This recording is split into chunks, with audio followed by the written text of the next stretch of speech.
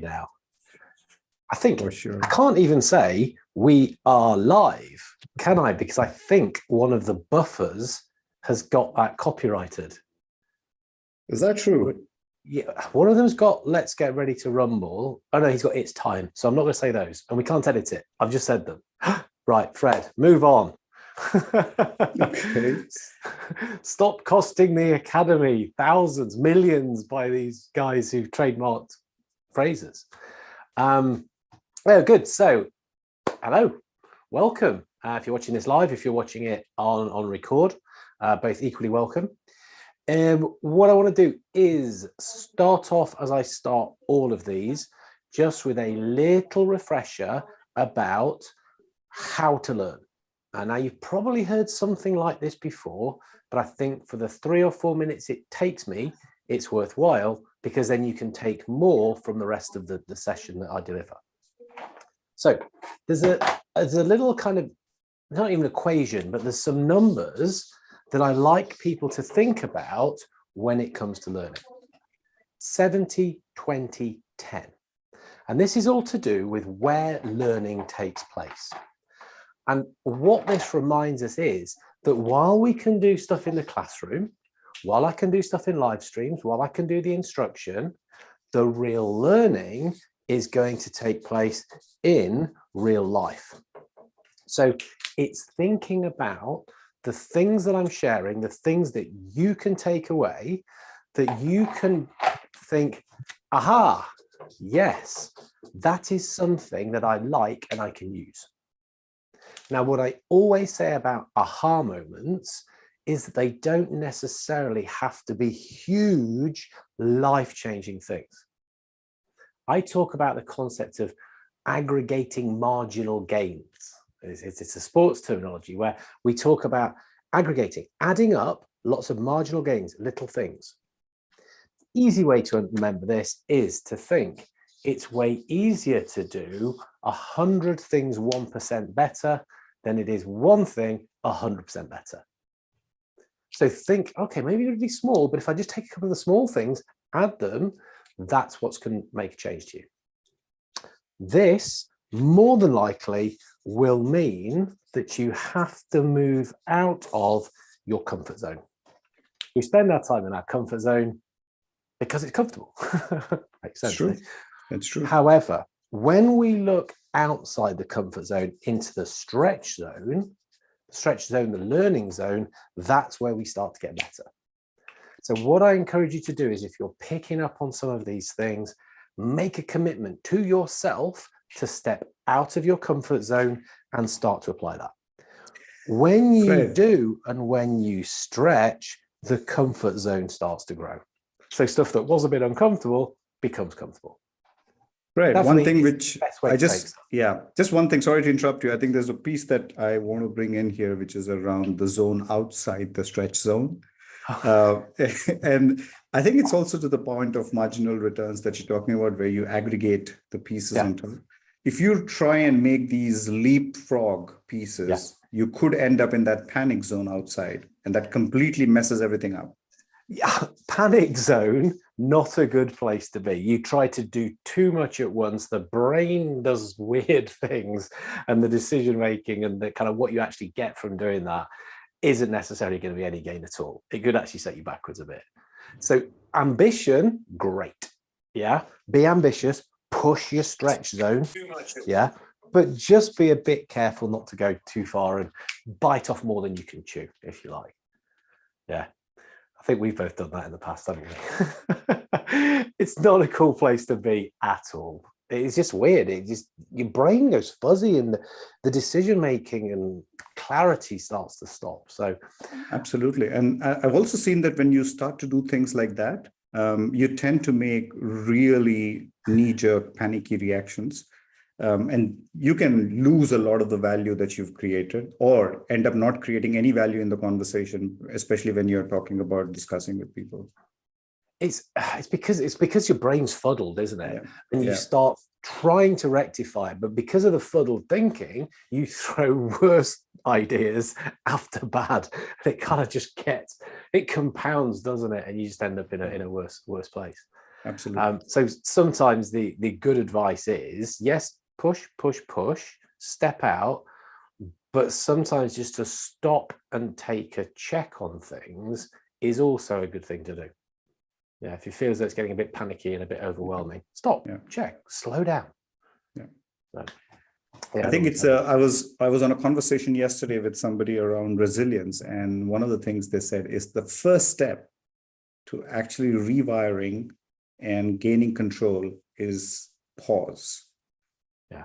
Which is exactly what you're saying. Stop and take control over the emotions, take control over your own breathing for a second, then proceed. It's a great point. I heard a brilliant analogy for this, which again, I think people might like, which is, in those video games where you're running around shooting people, and it all gets really exciting and you start to, the adrenaline's flowing. But if you're not careful, your energy bar starts to go red, doesn't it? And when it's getting red and you're about to die, it's a bad place. So sometimes you've got to go and hide behind a barrel, sit behind a wall, let your energy come back up, then you can pop up and start doing all the good stuff again. So I love that. I like that, hiding behind a barrel. Cool. So, remember, the part of this academy is that, yes, we're doing these live streams. That is just part of it. Within the academy are the videos. So there's videos in lots of different parts of professional development. Myself, my colleagues, we've supplied things around sales, around selling, and why sales skills are life skills. So it's looking at stuff, not just from you are going to take a career as a professional salesperson, but also because everybody lives by selling something. It's kind of the skills, the negotiation, creative thinking, persuasion, presentation. These things are key. So we've put things in a way which it can be useful for everybody, useful for people in a commercial environment, and then a set of skills for people who are going into sales. Last time we spoke about building a value proposition. So go and have a look at that video if this is interesting. There's two main parts to this. I talked about your personal value proposition, your social pitch, if you like, how you can introduce yourself with maximum impact in a punchy way. There's a little formula to it. Name, same, fame, game, aim. Who you are, what you do in a way that's similar to other people, why you're different to other people, what you're doing in the way that you work or what you want to achieve, and your bigger purpose. That's what that boils down into. So have a look at that video if that's something you think will be useful. And for those of you who are listening in and would like to have a copy of that video, just drop me a note or just drop Fred a note. We'll send you the link. You can watch it again on YouTube. No problem. Sure. Yeah, no, that it's on there. The other thing I did was talk about the value proposition from more of a commercial point of view, the kind of stuff I would train salespeople to do. And this is something that some people make so incredibly complicated. I've seen companies where they've got a 30-page document on how to do this. I'm like, well, what? Wow. 30 pages. 30 pages. 30 pages on how to create a value prop. It's like none of the salespeople can understand it. I was wondering whether they could, how many of them actually get past page 2? Oh, I don't know. It's a beautiful piece of fiction. This is pretty, but it's like, they just didn't do it. And it's like, look, we need to make this stuff easy. The easiest way to think about it, it's got 2 bits, 2 main bits. What you do, why somebody cares.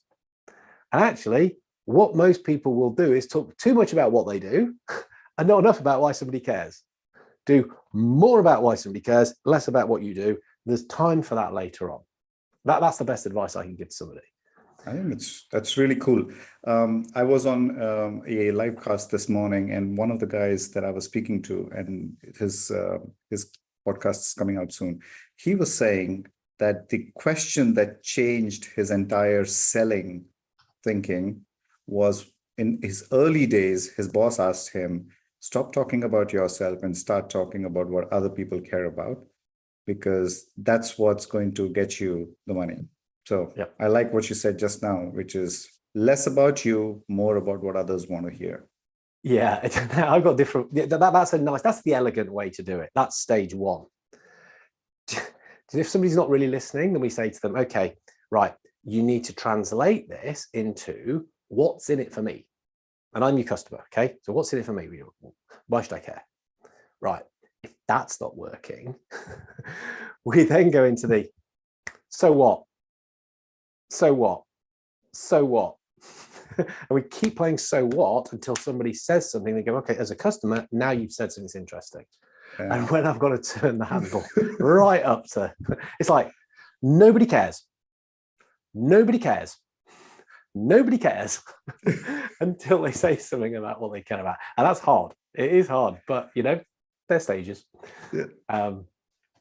So yeah, this is the key. And look, we're talking here about good sales skills, about good communication skills, about good interpersonal skills. People are good at this stuff. Some very naturally gravitate to talking what the other person's interested in, what they're about. They're generally curious. They want to know, rather than talk about me, me, me, me, me, me. And they're just good at that. What they're also probably quite good at is adapting their behavior. They're good at reading people. And we all do elements of this naturally, but we can do it deliberately. And that's what I want to talk about today, is how you can start to, when you're talking to somebody, read their personality style. And just with a slight change of your behavior, so you don't change who you are, you don't change your personality, slight change of your behavior, you start to say and do things in a way that sits better with them. So we need to read it, so we can pick up on clues, and then we need to adapt to it. And again, I'll give this, we can make this quite complicated, but in principle, it's pretty simple. There's a lot of deep psychology behind it. There's a lot of research. But if I give the simplified version that people can use, I always find that's a better thing. You know, you can do a 3-4 year degree in psychology, sure. This is the sort of the 10-minute version of how we can take Jungian, Carl Jung, Jung, I can never say it properly, Jung, yes. And the things that he talked about, and just start to apply this in a common setting. So a lot of the models that you might come across, DISC, MBTI, and some of these things will have this at the core. And these guys probably hate it when someone like me comes along and simplifies it so folk can use it. But hey, I don't care. This stuff is so that people can use it, not to sell it commercially for me. So a couple of things we need to do then to understand this. We need to kind of understand the personality styles. And so I'll kind of do this practically. People can, if you're watching this, if you're live, so do this as we're working along. If you're watching on record, pause and sort of think about this a little bit, but don't overthink it. What I'd ask you to do is think about a spectrum where we're going to talk about introversion and extroversion. Right, I'm actually not going to use that. That is Jung's original language. But those words carry kind of different meaning now. If I started saying you're more introvert, you're more extrovert, people can respond to the connotations of it. But let's take what it means. It's about where people have their energy focus. So people who have an introvert leaning will have energy inside. Okay, so we're going to take this as people who tend to be more thoughtful, more thinking. They have thinking energy. Whereas we have people with the extra outside version, this is where they have more of a doing type energy. They'll go and they'll just get stuff done. It doesn't mean that if you have one preference, you don't ever get stuff done. It means what you go to more naturally. So I'm drawing this spectrum here, and I would just get people to think, where would you position yourself on that? Do you tend to reflect more? Do you tend to think about stuff more? Do you analyze things a little bit, act slightly slower and calmer? Or do you tend to be a bit more spontaneous, do stuff faster, go out, chat to folk faster? These kind of things would be clues. So put yourself in a position, A, B, C, or D. 4 options, so you can't pick the middle. There is no B and a half, doesn't exist. I'm forcing a decision here, I know. to get your preference. I know. I love the 5-pointer scale though. No, because you pick in the middle. 5 point no. Gone. 4. I know. Okay, 4. Another 4-point scale we're going to look at then is, and again, you cannot have a half, is when you're making decisions, when you're thinking about things, will you tend to do that based on people or task? Okay, so by that, what I mean is if you're thinking about something, you think, okay, well, the people involved in this, the others that are going to be involved, the relationships that this is going to pull on or might have an effect on. Some people naturally go to that quite quickly. Yeah. Others will think about, well, this is about getting a job done. It's about the task. It's about the objective. It's about the result. It's about the thing I'm trying to achieve. People don't matter so much. It's about the thing that we're trying to get to, the goal. Again, people will have I'm using the language deliberately here. They will have a preference towards one or the other. So what we can take is, we can take these scales and we can put them together.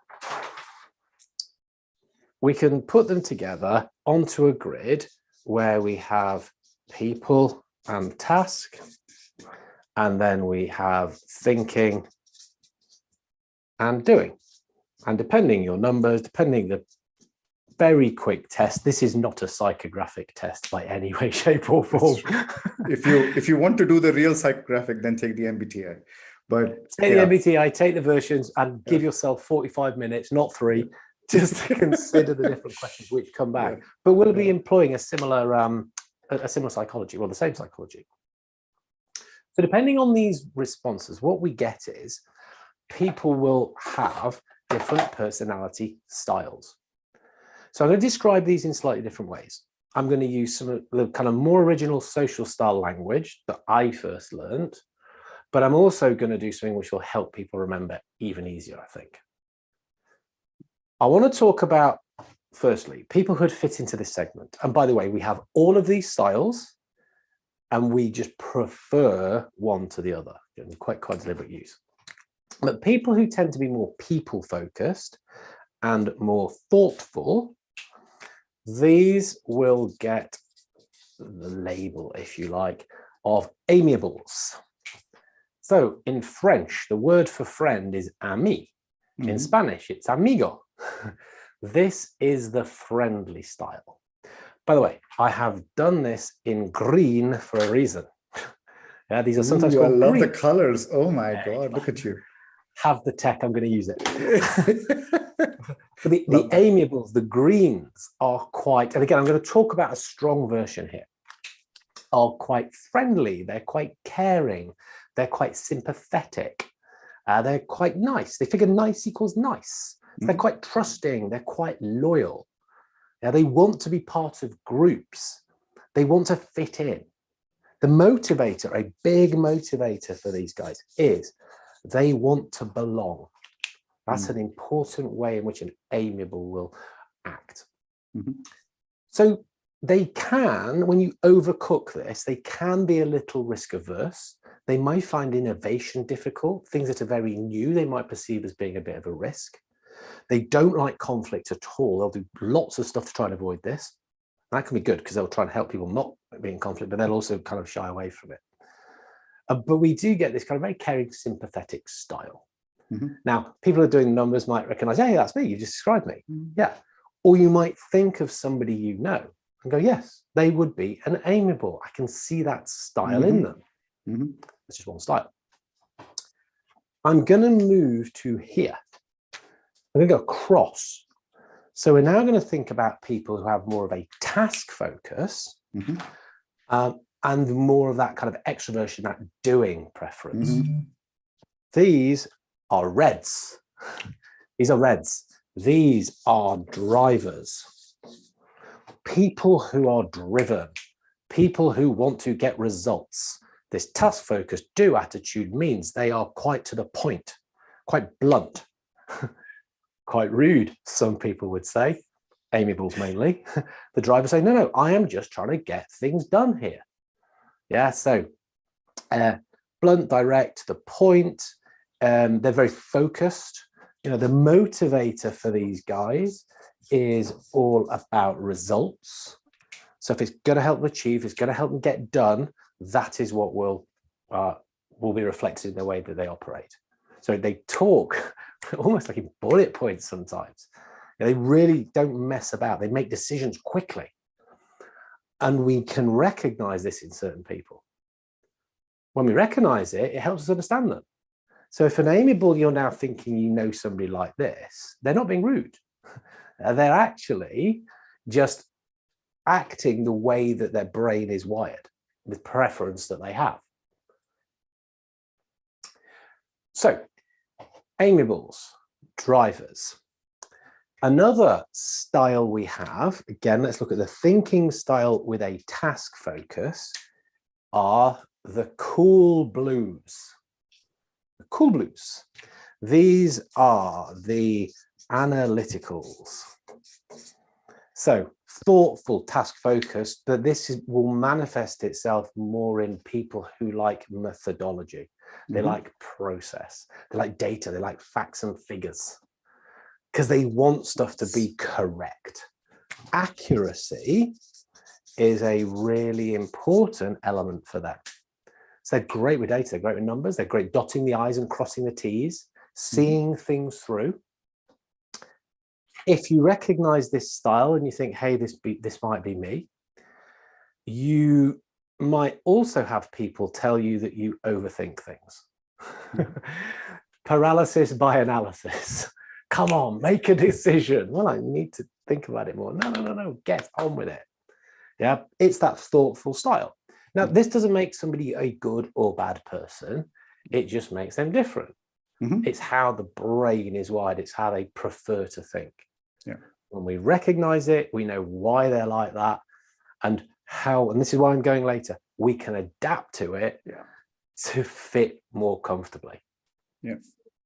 I think this is one of the things that we also speak about in the one-to-one coaching that we are doing with sales teams, is really start to analyze the people that you're going to speak with.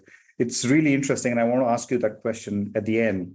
And this is a question that keeps coming up again and again. And I'm going to wait till the end and ask you that question. So it's coming. I'm going to mind read. I think I know what it is. Okay. And I can put, if it is the one I think, I can point some really interesting research. Awesome. But if it's not, I'll ask it myself. But we just need to think about the last style here. People who have that more extrovert, that doing style. So yeah, light has gone yellow. Yellow never works on the flip chart, so I will do it in orange. But these are the expressives. These are guys, they like to express themselves. They like to talk a lot. They probably like to talk a lot about themselves. They've always got a story. They're always saying something. There's always something that's caught their attention. And when we talk about caught their attention flits. It can go from one thing to another really fast. Yeah. The analyticals can find this excruciating. But we were talking about this and you've now gone that. Well, yeah, it's connected. No. Well, yeah, in my mind it is. And so they're jumping around quite. It's like a grasshopper mind sometimes. Yeah. The expressives, again, this people element to it, they're not like the amiables who want to fit in. The expressives, to a degree, they like to stand out a little bit. Oh yeah. They like recognition.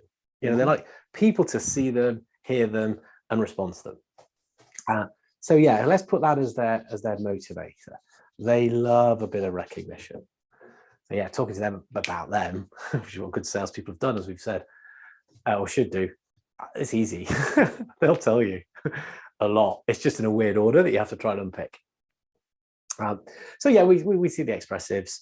Again, when you overcook these, I'm trying to talk about, this is the good sides of these. There's some of the things which we need to be aware of. It can be a bit, I don't know, a bit vain maybe. It can be a bit too self-centered. But I'm more expressive than any of the other styles, so I know. They can get carried away sometimes in their own thoughts a little bit too much. Their decision making is way more intuitive. Their word. Than other people who would. calculate and kind of really make it in a considered way. Oh, that sounds like a good idea. Let's do that. Based on what? Based on gut. It feels good. Okay. So they have to catch themselves doing that sometimes. So it's a good, like I say, I recognize myself in there. I'm actually between here, but which means I know I'm not that good in detail. Yeah. And so that's probably the hardest thing for me, but I can pick up my own self on this to make sure when something needs detail on it, either I apply my brains, I can do it, or I get people to help. Yeah. So you learn a hell of a lot about yourself with this. As I say, that's what good coaches help you to understand. Recognize your strengths, recognize work-ons. So for me, I love this stuff. It's fascinating. And I love stuff to do with the brain anyway. But I love it because of when you understand it, how you can start to change what you say and do to make life more comfortable for other people. And surely that's what we want. Any type of communication, whether you're talking as a sales professional, you're talking with your friends, your family, don't you want them to be comfortable and like enjoy your company, your presence? Switching to do stuff in a way that works better for them is a way that we can do that. And we can do it deliberately. Some people say, well, this is a bit manipulative, isn't it? And I would argue and say, no, it's not. I'd say it's kind. You're doing a kind thing because you're making the effort to do something to make it easier for other people because you have the skill. You've got the ability to do that and you've got the will to do that. So I think this a chameleon-like approach, depending why you're doing it, but if it's just so you can communicate better, makes a load of sense. You know? Yep. When we're thinking about, so let's go back round. You know, let's go green again. We're talking to a green. Slow down. So if you're a fast talker, if you're somebody who works quickly, again, I know this, I'm like that. I have to slow down a little bit. I have to be more personal. Now, some people hate talking about their personal lives, you know, what they've done the weekend, what goes on at home. Amiables are interested in that. That's how they start to build trust. That's how they connect with a person. They're genuinely caring. They want to know how your weekend was, how your day's been.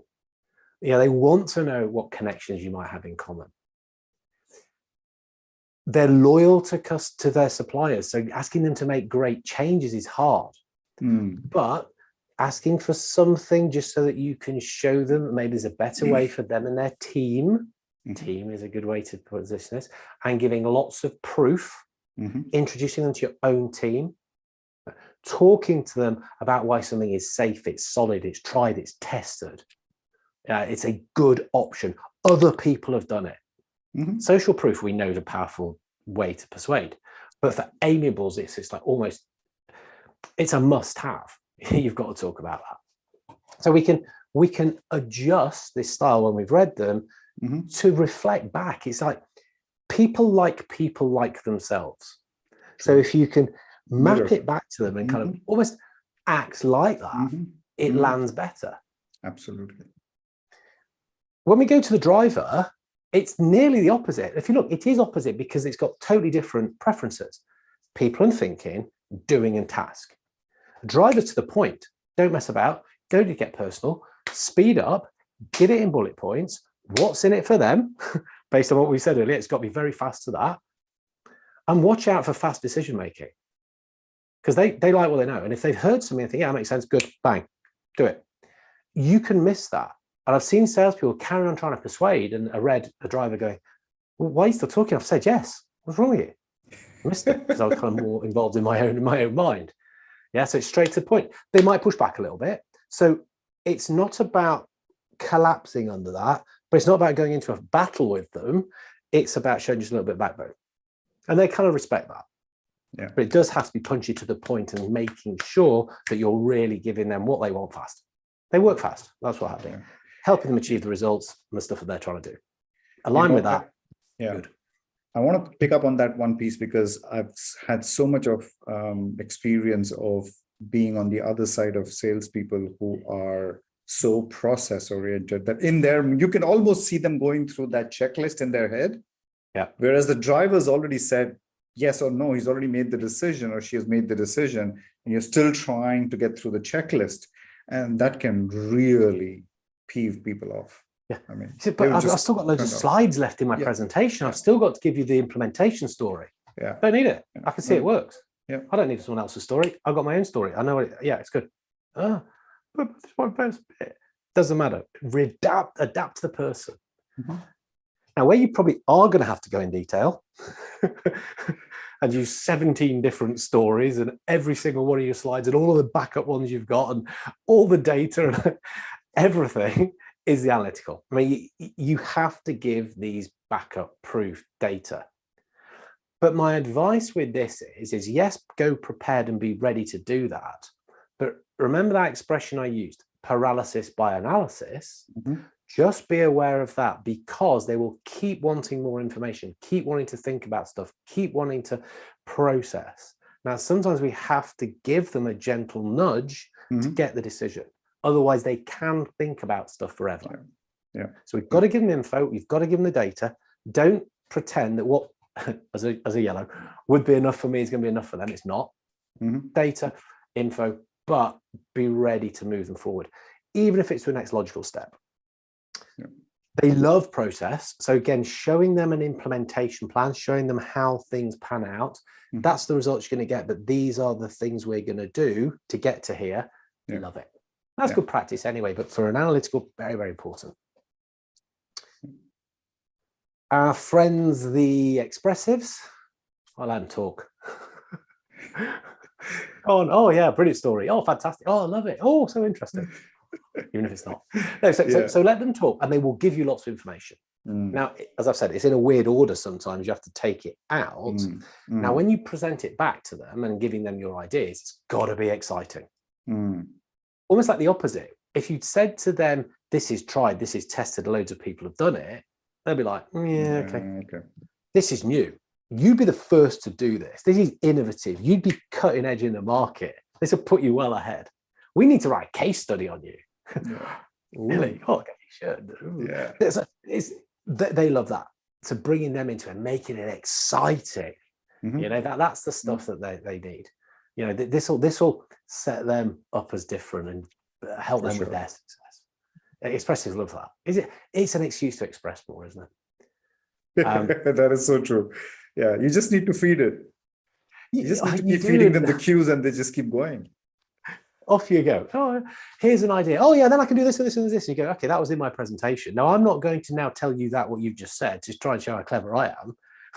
That's a great idea. Let me see if we can do that. That's what I was going to say anyway, but okay. It's your idea. You sell the idea back to them more often than not. But yeah, you got to give them the time to express, the time to be a bit kind of flamboyant. Peacocky would be a word that I could use. Yeah, that's a nice word. And actually, so I'm doing. So we've got the names, we've got the colours. You can actually do this with. There's lots of different ways that some sit in people's heads a bit better. They can be birds. The expressive's a peacock. Okay. You know, the peacock on show, all the tail feathers. Look at me. Hey, I'm pretty cool, aren't I? Yeah. Think of them as peacocks. Amiable is a dove. Dove, peace, pleasant bird. Think of the dove. You know, it's a soft, gentle type creature. The analytical, wise old owl. There's the owl sat looking at things, weighing things up. It knows, it's calculating. They're vicious hunters, by the way, because they calculate. Yeah. And the driver's the eagle, isn't he? Oh yeah, just he's there, key the skies, does stuff quick, swoops in. Yeah. Oh, so you can think about this in different ways. Nice. Yeah, I like the personas. Yeah, I do. I'll tell you another. So I used to, because I've trained this for quite a long time. So I used to talk about Star Trek characters. Nice. But people, many now, and I'm getting the listeners now, are going to go, what? Captain Kirk, Spock? They're like, no, forget that. No. Harry Potter houses. Oh. That if you look at the Harry Potter houses, Griffin, Ravenclaw, Hufflepuff, and Slytherin, the people within them share similar personas. Nice. The house itself has a persona. Oh yeah. Yeah. Oh, yeah. Hufflepuff is that kind of weird badgery looking animal, isn't it? Soft Yeah. and cuddly and nice and amiable. Yeah. Yeah. Ravenclaw, they're quite scientific, aren't they? They're quite analytical, Very to the point, analytical. figures, Yeah. whatever. Yeah. Yeah. Slytherin, drivers, to the point. Boom, we'll get that done. And the Gryffindor guys are the expressives. Nice. When you start understanding this psychology, you see it replicated in so many areas. It's true. Many, many television shows will do this because the interplay of the characters, where they take very strong versions of them, is what makes it interesting. That's where the drama comes in. The Right. drama comes Yeah. in. The Yeah. really analytical person who's totally logical, totally data read, trying to talk to the person who's totally intuitive and all expressive and gets excited about everything. It's good fun. You start to recognize it. That's true. That's Oh, the true. homework from this module is great. Just go watch telly. Yeah. Or just go back and look. Catch the different characters. I know. That's fun. really interesting. Cool. I like that. Yeah. So that's the model. Look, I could talk about this for hours. I could go into such detail. I love anything psychological, and this particularly is such a powerful thing to use. But just remember those different styles, where they're from, recognize yourself, pick up on the clues of others, and then think about, well, how can I adapt to that? That's going to improve communication no end. So are you open for a question? So there've been a few comments while we were on. So so basically one of the guys, Namdev, who was on, said that he really loved the part about empathy, and how it's you sort of put yourself in other people's shoes. And now we've taken that to the next level, where we start to also adapt the way that we engage with them. So are you ready for a question then? Go on. But Okay. Empathy, totally. I mean, look, you're not going to be on a sales course with me and not talking about empathy nearly every 30 minutes. I mean, to be fair, putting yourself in somebody else's shoes, biggest skill there is. So yeah, go on, fire the question in. So the question is, if you are stuck in a meeting with exact opposites on the table with you. So for example, if you yourself are a driver, and then you're stuck with a analytical CFO and an expressive CMO, how do you pitch? What do they need? Again, it's going back to the stuff that we started talking about. What's important to them? I mean, yeah, and you're probably right. That probably is the CFO. They're attracted to that job because of the accuracy, the fact they're figuring out. That's why they're good at it. Yeah. They need numbers, they need data, they need the proof, they need the backup. Yeah. You can't get away without supplying it. So again, just because for you, the big picture, well, I think the kind of what's the bottom line is enough, they need to know how you get there. You have to prepare to be able to give that. Yeah. Now, the interesting dynamic you've just given there is that the person here is opposite to that. Yeah. They could start to get quite bored with it. So this is where it does take a little bit of managing. And so sometimes signposting this is a good way to do it, which is look, I know that your colleague needs this amount of data. So I'm just going to go into that for a moment, if that's okay. Yeah. Tell them what you're going to do. Yeah. But then try to balance it back by having done that, say, but look, the reason we're doing this data is because the vision that we've got, go back into the big picture, back into the vision stuff, is this, excite the expressive back in. That you are a driver is almost irrelevant. I think that's the key piece. The change. Yes. Now, with the other driver, that's easy. You almost don't need to think because it's just like yourself. Yeah. Here it's, I need to shift for them and shift to them, but I'm coming from here. Yeah. So what's right for me is actually irrelevant for these guys. I think the two things which are really powerful that you said is one, signposting. And a lot of salespeople don't do that very well. And I think it's very important to signpost that, not just salespeople, but also people who are actually running meetings, whether those are change meetings or whether they are, internal meetings. You need to have structure and signpost to say, I know this is what we want to go after. Let me take a detour and let's come back to it, and then have the discipline to come back. So I think that's one. And two, what you believe or what you want is totally irrelevant to the style. I think it's really about learning to flex with the people that you're talking to.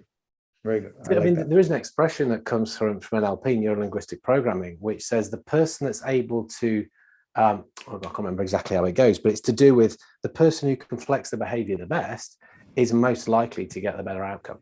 Yeah, it's called, and that's what we're trying to do. The that's mirroring technique, right? Smart move. Isn't that part of the mirroring technique of NLP? You mirror the other person's preferences. Yeah, I mean, this is what we're talking about here. We're kind of mirroring on a psychological level. Yeah. It's just about being adaptable and being better at communication. So, we need flex. Behavioral flex is a real skill. And I think that's really the life skill that you are actually asking us to think about is how do you flex? How do you take yourself out of your own skin and put yourself in the shoes of others? And do the prep. I think one of the things that people don't do very well is they don't give breaks between meetings. So they'll go from one meeting straight into the other, or they go from one pitch, puff through everything and just land in. So you really don't have time to calm down, reframe, think a bit, and then approach the meeting. Definitely. I mean, the advice I give to salespeople now is, particularly if you're doing stuff in Zoom and Teams that we're doing a lot of now, and we just put stuff back to back. We do, and the discipline to not do that is almost impossible. So the trick or the skill that I've found that works really well is if there's an hour in, make it 45 minutes. Plan for 45 minutes. In your head, it's 45 minutes. Try to do stuff 45 minutes. Don't fall into the trap of, well, I need to do all this stuff. I'm going to squeeze out the last minute. And actually, I'm so important, they can be late to their next meeting. No, at 45 minutes, I start getting notifications on my computer. You've got this coming next. So my brain is already moving into it. So if you're trying to sell me something, my brain is actually already going. If you can keep to 45 or shorter and say, look, I'm going to give you some time back, people think you're brilliant. You're already going to have a massive impact on them. God, that's superb. And salespeople say to me, but what if I don't get to talk about my stuff? Set up another meeting. And there's a kind of thinking here that's like, and this is simplified, but it's like if you've got an hour and you think, I'm going to talk about them for half an hour and then me for half an hour, find out their problems, prevent my solution. Why not say, I'm going to spend 45 minutes talking about them to get to the end of it, say, rather than now let me talk about me, let's have another 45. It's, we can definitely do stuff here. I've got some ideas I want to go away and refine them. Let's put another date in the diary so I can come back and we can talk about those things that you just told me. Now, if you've done a good job, and we talked about questioning in one of the other videos, didn't we? If you've done a good job, they'll be, no, tomorrow. Let's put another hour in. Now I've got 45 minutes to talk about myself or my solution and stuff. We've made an hour and a half. So actually, you end up with more time if you're disciplined, but that time you spent focusing on them makes the time later even more valuable. That's true. So I think try and get people about that. I mean, that's a pro-sales tip. But that's really nice. That's a pro tip. I think keeping it to 45 minutes and then really working the conversation is so important, to be mindful and present. A lot of people tend to be very distracted. And that's one of the challenges that we have. So you might have noticed I was actually looking at my phone from time to time because I'm actually tracking comments that are coming through on the live screen. But that's good. I get it. Yeah. So I think that's important, but that's one of the challenges of multitasking is you actually never multitask. You only steal attention away from the main topic. You do it. And the crazy thing, I mean, we're digressing slightly, but we are working more in this environment now. We are working on a machine designed to distract you. It's true. With beeps and bings and other things going on. You've got another little machine next to it designed to distract you, and probably other stuff going on designed to distract you. So as the salesperson, you have to work harder to keep the engagement. In technical terms, the engagement threshold, it's the piece where people start to get bored, it's higher when we're virtual. You got to work harder to keep above it. Right. It's true. this is part of it. By engaging on them on the level they need to, so it's comfortable and you're just appear to be on that same wavelength and more interesting to them. Great. Not talking, but getting them talking about themselves, another ways of doing it. So yeah. Cool. I don't think we have any other questions. So would you like to wrap for today? I thought the question was going to be, because I started talking about extroversion and introversion, who makes the better salesperson? Oh, that's a really nice question to ask, but I have very, very different views on that. So I'm just going to hold my thoughts and I'm going to let you do that, because I believe that I'll hold my thoughts. Okay, the answer is the person that can flex the most, actually. So it doesn't really matter. Going back to this model, the person that can run this, it doesn't matter whether you're introvert or extrovert. If you're, is it ambivert, or people who can adapt? Yeah. There are studies though that show, and this is where people get quite surprised, that introverts make better salespeople. Maybe that's what you were going to say. Yeah. Because they've got attention to detail, because they can follow process, because they spend more time thinking, because they let the other person speak more. So there are studies, and I had an event where I had a guest speaker talking about this. It was fascinating. He says, yeah, you would think, oh, it's the outgoing, talking, yeah. No. The person who's going to reflect more, help you reflect more, seed a little part of the conversation, give you the time and space. So yeah, introverts. Agree. Okay, that's what I was going to say. Introverts going to take over the planet when they're allowed. That's about that. Is there some rubbish joke along those lines? I probably got the punchline wrong. But cool. No, so yeah, let's wrap up, because we talked about 45 minutes and we're having such fun. We've got over. No, so look, this stuff is powerful. Really think about it. Do it consciously.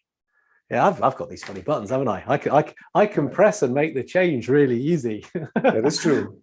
But your environment is ambivert. But it's what you're doing in your head. This is what we're doing. Yeah. If you can do this, great. Yeah. Where do we get more of this stuff? So AtPace Academy, I've mentioned it already. There's the videos in there produced on those different levels, sales skills, life skills in a commercial world, and then to be a sales professional. So people can join that, can't they? They can get access to that. More live streams will go into that. Access to us. If people have got questions, please, use the Academy. Connect on LinkedIn. If you're on LinkedIn, connect. Mention you've seen this. That's useful for me, but I'll definitely connect. Ask questions there. But biggest thing, what's your aha moment? What are you going to take away? What are you going to do about it? Cool. My aha moment today, and I'm going to say that today, because my aha moment today was that what you actually think and what you actually plan to do is irrelevant. What is most important is putting yourself and flexing yourself to the styles of others. That's been the big aha for me. Brilliant. Awesome. Very cool. So what do you expect to hear from you in the next 2 weeks? The next 2 weeks. So we're going through. So the cycle of these trainings is a little model we're using called UCL. Okay. Understanding, capability, and liking. They're the three things that salespeople need to pull together. Yeah. Too many salespeople rely just on being someone's best friend. Doesn't work. If you understand them and their world, great. But you also have to show the capability or your credibility to deal with it. And if you can be a decent person doing it, even better. So this was a liking module. We're going circling back into understanding. So it's we've done questioning. It is off the top of my head, I can't remember actually, but it's one of the tools to help sort of really get to know people and their business and their environment better. Nice. Okay. Sorry, I can't remember. I'm in the moment. I'm in the moment. Awesome. So thank you very much, Fred. I think really enjoyed the conversation, and see you back in a couple of weeks. Yeah, no, I look forward to it.